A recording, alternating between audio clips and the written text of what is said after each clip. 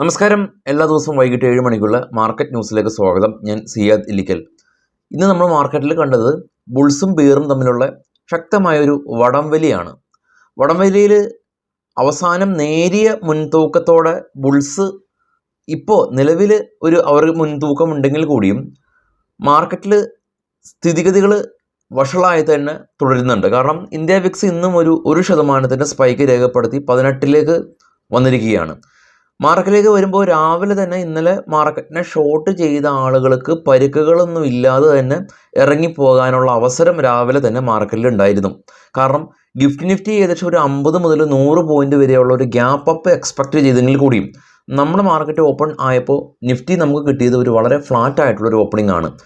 Intraday ലോയിൽ നിന്ന് ഏകദേശം ഒരു 185 പോയിന്റിൻ്റെ ഒരു സ്പൈക്ക് നിഫ്റ്റി നടത്തി.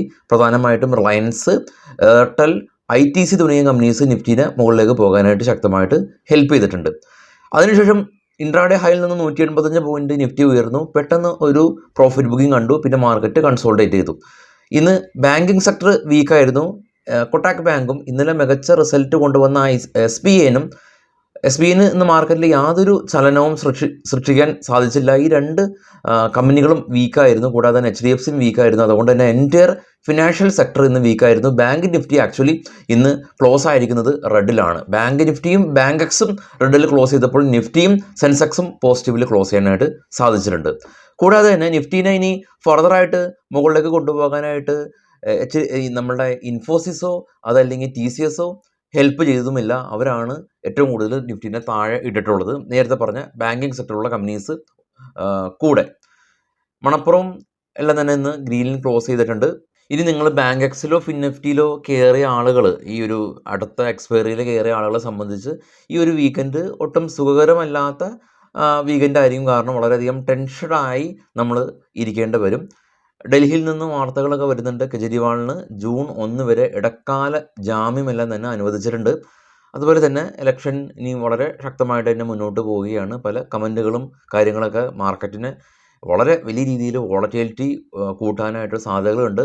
വിക്സ് എന്ന് പറയുന്നത് മാർക്കറ്റിൽ ഉണ്ടാകുന്ന ചാഞ്ചാട്ട സാധ്യതകൾ എത്രത്തോളം ഉണ്ട് എന്ന് നമ്മളെ കാണിച്ചു തരുന്ന ഒരു ഇൻഡെക്സ് ആണ്. ഒരുപാട് ആളുകൾ കമൻറ്റ് ചെയ്യുന്നുണ്ട് ഇപ്പോഴും സ്റ്റിൽ എന്താണ് വിക്സ് എന്ന് ചോദിച്ച്. ഓക്കെ, അതാണ് മാർക്കറ്റിൻ്റെ ഒരു വൺ ലൈൻ പറയാനാണെങ്കിൽ. ഇനി ഇപ്പോൾ ഏഷ്യൻ മാർക്കറ്റ് വളരെ പോസിറ്റീവായിട്ട് തന്നെ ക്ലോസ് ചെയ്തു. ഇപ്പോൾ ട്രേഡ് ചെയ്യുന്ന യൂറോപ്യൻ മാർക്കറ്റും പോസിറ്റീവാണ്. ഡോ എല്ലാം തന്നെ തുടർച്ചയായിട്ട് പോസിറ്റീവിൽ തന്നെ ക്ലോസ് ചെയ്യുന്നുണ്ട്. ഇപ്പോഴും ഡോ എല്ലാം തന്നെ പോസിറ്റീവിൽ തന്നെ നിൽക്കുന്നുണ്ട്. അക്ഷയ തൃതീയയാണ് വരുന്നത്. ഗോൾഡിന് പ്രൈസ് എല്ലാം തന്നെ സ്ലൈറ്റ്ലി കൂടി വരുന്നുണ്ട്. ഇതൊക്കെ തന്നെയാണ് മാർക്കറ്റിൽ ഒരു വൺ ലൈൻ. ഇനി നേരെ നമുക്ക് ഇൻഡിവിജ്വൽ ആയിട്ടുള്ള കാര്യങ്ങളിലേക്ക് നമുക്ക് നോക്കാം. സ്റ്റോക്ക് ന്യൂസ് നമ്മൾ പരിശോധിക്കുന്നുണ്ട്. ആദ്യം നമുക്ക് നിഫ്റ്റിയുടെ ചാർട്ട് നമുക്ക് പരിശോധിക്കാം. അതിനു മുമ്പ് ഈ ഒരു ഞായറാഴ്ച ആണ് നമ്മളുടെ കാക്കനാട് വെച്ചിട്ട് നമ്മൾ നടത്തുന്ന ഫ്യൂച്ചർ ആൻഡ് ഓപ്ഷൻ്റെ ക്ലാസ് നമ്മൾ കണ്ടക്ട് ചെയ്തിരിക്കുന്നത്. അപ്പോൾ താഴെ കാണുന്ന വാട്സപ്പ് നമ്പറിൽ നിങ്ങൾക്ക് ബന്ധപ്പെടാം. നിങ്ങളുടെ സീറ്റ് നിങ്ങൾക്ക് ബുക്ക് ചെയ്യാം. നിഫ്റ്റിയുടെ ചാർട്ട് കാണാം. നിഫ്റ്റിയുടെ ഓപ്പൺ കാണാം. ഓപ്പണിംഗ് റേഞ്ചിൽ നിന്ന് 183 പോയിന്റ് ഉയർന്നത് കണ്ടു. അതിൽ നിന്ന് സ്ലൈറ്റ്ലി ഫോൾ ആയിട്ട് 22,054 നിഫ്റ്റിയുടെ ക്ലോസ് ഉള്ളത്. അറ്റ്ലീസ്റ്റ് നിഫ്റ്റി 22,000 മുകളിൽ ക്ലോസ് ചെയ്തിട്ടുണ്ട് എന്നുള്ളത് വളരെയധികം പോസിറ്റീവായിട്ട് ഈ ഒരു മൊമെൻറ്റിൽ നമുക്ക് കാണാൻ സാധിക്കും. നിഫ്റ്റി ഇന്നലത്തെ ക്ലോസിങ്ങിൽ നിന്നും 97 പോയിന്റ് അപ്പായിട്ടുണ്ട്. സെൻസെക്സ് 248 പോയിന്റ് അപ്പായി. ബാങ്ക് 38 പോയിന്റിൻ്റെ ഒരു ഫ്ലാറ്റായി നെഗറ്റീവായി ക്ലോസ് നടത്തി. നിഫ്റ്റിയിൽ BPCL, NTPC, power grid, hero MotoCorp, GSW steel എല്ലാം തന്നെ മികച്ച പ്രകടനം കാഴ്ചവെച്ചു.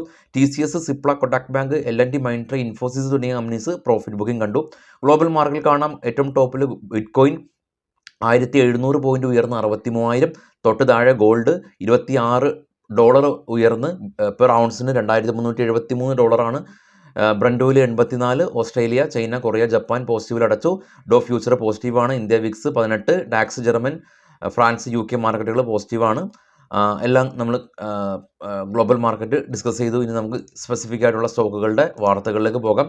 പേടിഎം ഏകദേശം 10 ദിവസത്തെ തുടർച്ചയായ ഇടിവിന് ശേഷം ഇന്ന് 5% അപ്പർ സർക്യൂട്ട് പേടിഎം റീച്ച് ചെയ്തു. Doctor Lalit lab company net profit 49% ഉയർന്നു. 6 രൂപ ഡിവിഡൻഡ് പ്രഖ്യാപിച്ചു. ബാങ്ക് ഓഫ് ബറോഡ 4,900 കോടി രൂപ നെറ്റ് പ്രോഫിറ്റ് ഉയർന്നു. 4,770 കോടി രൂപയിൽ നിന്നാണ് അറ്റാദായം ഉയർന്നത്. സംഘം നെറ്റ് പ്രോഫിറ്റ് 33 നിന്ന് 12 കോടി രൂപയിലേക്ക് നെറ്റ് പ്രോഫിറ്റ് ഇടിഞ്ഞു. സിപ്ല നെറ്റ് പ്രോഫിറ്റ് 79% ഉയർന്നു. ഡിവിഡൻഡ് 13 രൂപ പ്രഖ്യാപിച്ചു. ഗ്രേറ്റ് ഈസ്റ്റേൺ ഷിപ്പിംഗ് കമ്പനി 722 കോടി രൂപയിൽ നിന്ന് 905 കോടി രൂപയിലേക്ക് നെറ്റ് പ്രോഫിറ്റ് ഉയർന്നു. NCL ഇൻഡസ്ട്രീസ് 10 കോടി രൂപയിൽ നിന്ന് 24 കോടി രൂപയിലേക്ക് നെറ്റ് പ്രോഫിറ്റ് ഉയർന്നു.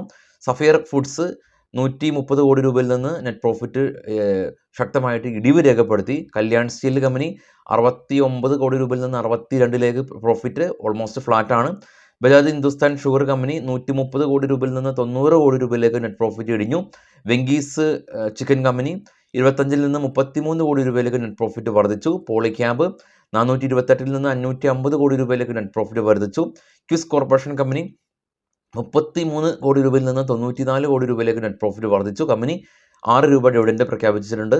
ഫൈൻ ഓർഗാനിക് കമ്പനി 150 നിന്ന് 114 കോടി രൂപയിലേക്ക് നെറ്റ് പ്രോഫിറ്റ് കുറഞ്ഞു.